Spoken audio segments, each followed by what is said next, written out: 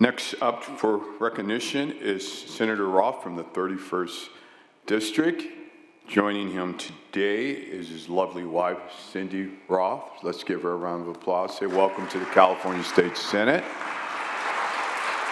And first up to recognize Senator Roth is Senator Atkins. Thank you, Mr. President. I am just so incredibly honored to get to speak and pay tribute to the General, to Senator Richard Roth. Earlier this month, the world's attention was on the Olympics in Paris, France. Also earlier this month, Senator Richard Roth's attention was on the Senior Center in Paris, California. Because whether it's seniors in Paris or businesses in Moreno Valley, students at UC Riverside, mobile home owners in Jurupa Valley, or healthcare educators and providers up and down the Inland Empire, Senator Roth always puts the people of his district first. Senator, our districts, like unfortunately so many others, are no strangers to the devastation of wildfires.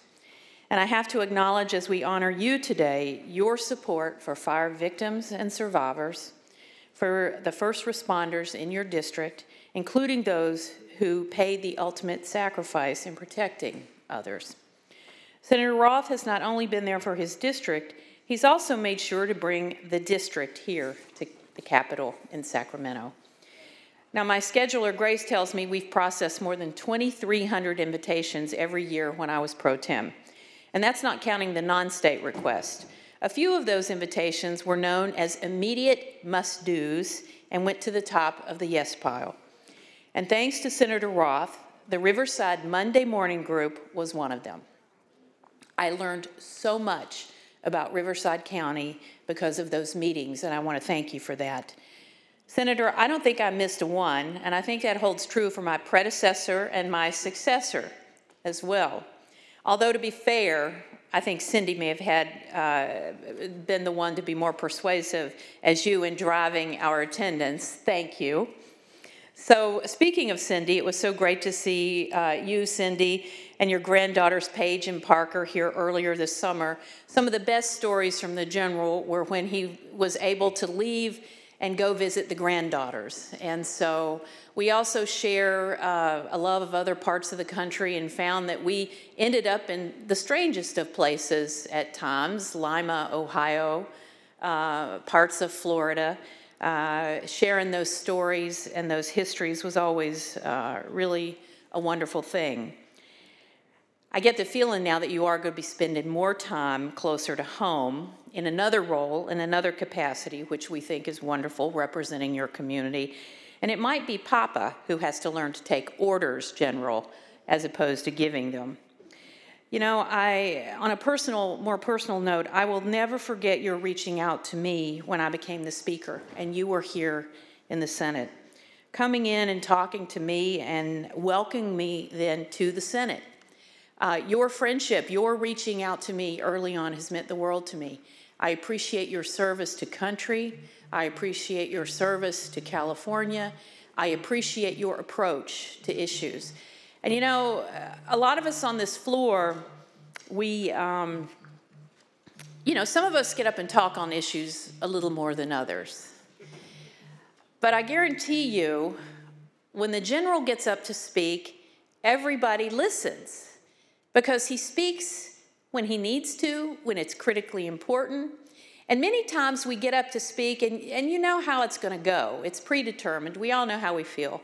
But I have to say, of all the folks on this floor, and there are some incredible colleagues here and orators and speakers, but when the General gets up, he speaks plainly, he puts it simply, he's brief, he's concise, and he sits down.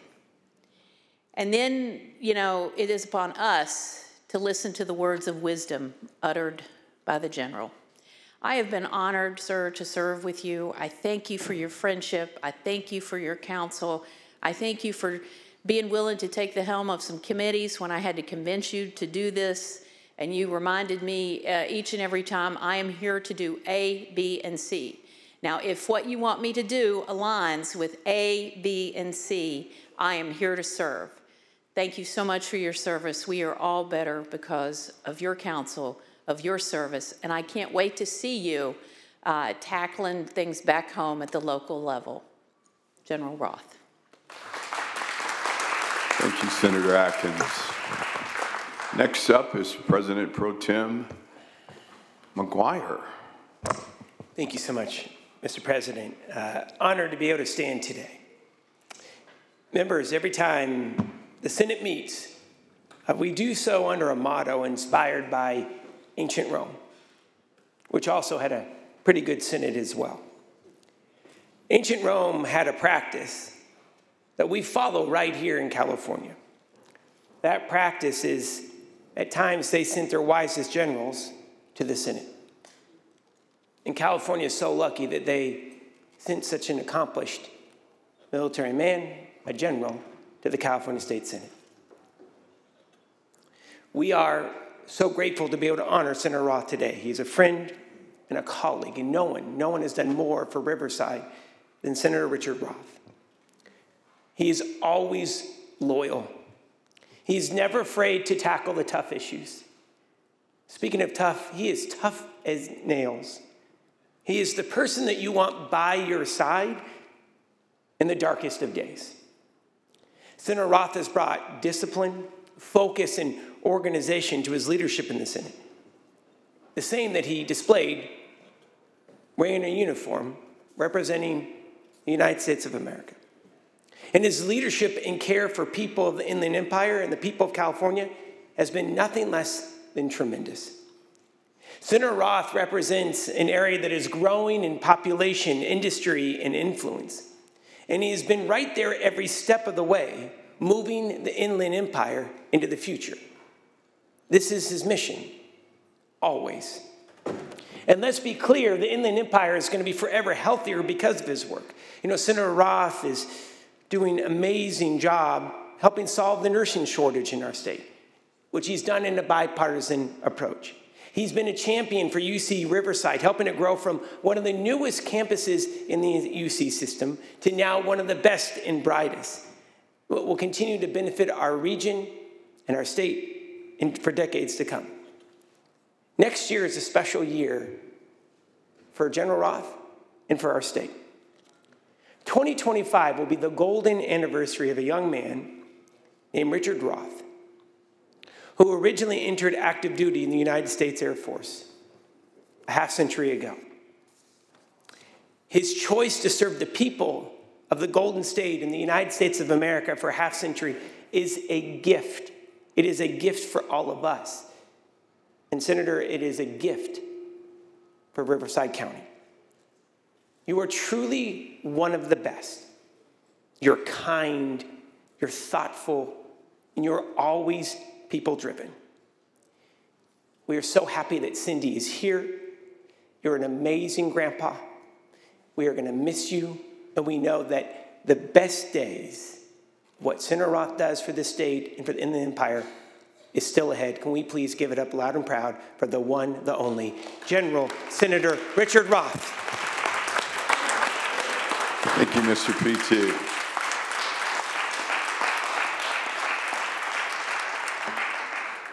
General Roth, the floor is yours. Thank you, Mr. President, Mr. Pro Tem and Madam Pro Tem Emerita. Thank you for those kind remarks. As you know, I tried not to speak today, but I guess it's now my turn. You know, a few weeks ago, I was sitting at home watching the Paris Olympics, the incredible performance of those Olympians, both from this country and other countries, and I wondered what it would be like to be on an Olympic team. You ever wonder that? Well, yesterday I was sitting on this floor and I was watching the recognitions and I was thinking about my service with you on the red carpet, and it suddenly dawned on me that for 12 years I've been surrounded by a team of Olympians. Different type, policy Olympians, but Olympians nonetheless. You know, when I first came up here in 2012, never having served as an elected official before, I didn't know what I was going to get. I didn't know whether it was Forrest Gump's proverbial box of chocolates or something else. But what I found was a group of the brightest, hardest working, most focused, most principled individuals that I have ever worked with in any of the careers that I've had in, as the Pro Tem said, my rather long years on this earth. Absolutely, absolutely incredible. And you accepted me for what I was and am, and you and your predecessors accepted me for where I come from. And you allowed me to join this very, very special Senate team. And since that time, I've watched this Senate team shoot for the gold time after time on both sides of the aisle, more often than not hitting the mark. And I have to tell you that I am very, very, very proud to call myself your teammate. You know, since I got here, I've tried to work very hard, frankly, just to keep up with you. And I hope I've made a difference. I guess I'll leave that for someone else to judge. But I do know this. You've made a huge difference in my life and the individuals that I represent. You've changed our lives. Before I came up here, actually, I've told some of you this before, our high school graduation rate in Riverside County was about 78%. And our college going rate was lower, frankly, much lower than that. We didn't have enough doctors, we didn't have enough nurses, we didn't have enough allied health professionals, we didn't have enough clinics, and we didn't have a medical school. And about 21% of the people where I come from didn't have any health insurance at all. Any health insurance at all. We were under-resourced and underserved, and frankly, I don't think anybody cared. At least that was our perception, until you all and your predecessors took notice. Today in Riverside County, our high school graduation rate is well above 90%, and our college going rate isn't far behind. Less than 7% of the individuals where I come from lack health insurance now, and some of that is because they choose not to have it. We have more doctors, we have more nurses, we have more allied health professionals, we have more clinics, and we actually have medical schools, plural, where I come from. Cindy and I will be going home to a much, much better place, thanks to you and the amazing, amazing Senate staff we have in this building. And speaking of staff, I guess I should give some thanks to Madam Secretary and to Bernie and the desk staff and all the staff in this building and the staff in the O Street building. I want to thank you for guiding me and allowing me to survive and thrive, for the most part, in this environment. To my Capitol Office staff and my district staff, I want to thank you for the hard work and the diligence. I want to thank you for having my back, and frankly, I want to thank you for putting up with me. And to my committee staff, you know, if you've been here long enough, you get to chair committees, and I've chaired about 6 of them, policy committees and budget subcommittees over my time here. And to each of you committee staffers, I just want to say you're awesome. And for every day that you thought was your worst day and your worst performance, I have to tell you, in all the careers I've had, it's the best I've ever had. And you know, you've recognized Cindy. Hopefully you've all met her. She's the one who made me get up every day, pack up, get on the airplane, and come back to you, whether or not I wanted to or not. She's had my back for decades, and I owe her a lot. I love you, sweetie. We're going home soon.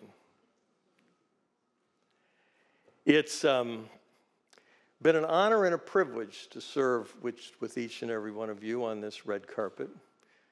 Obviously, the privilege will end soon, but the honor will remain with me for the rest of my life. Thank you for the opportunity.